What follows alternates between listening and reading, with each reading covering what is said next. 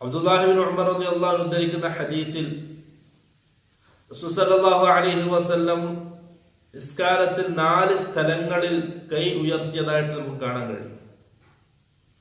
സഹാബി പറയാണ്, കാന റസൂലുള്ളാഹി അന്ന റസൂലുള്ളാഹി സ്വല്ലല്ലാഹു അലൈഹി വസല്ലം കാന യർഫഉ യദൈഹി ഹദ്വ മൻകിബൈഹി. അല്ലാഹുവിന്റെ റസൂൽ 2 കൈയും ചുമലിന് നേരെ ഉയർത്തുമായിരുന്നു.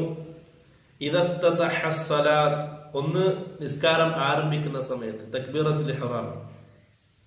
2 വൈദാ കബ്ബറ ലിർറുകൂഇ, സുജൂദിലേക്ക് കുനിയാൻ, റുകൂഇലേക്ക് കുനിയാൻ വേണ്ടി തക്ബീർ പറയുമ്പോൾ റസൂൽ സല്ലല്ലാഹു അലൈഹി വസല്ലം കൈ ഉയർത്തുമായിരുന്നു.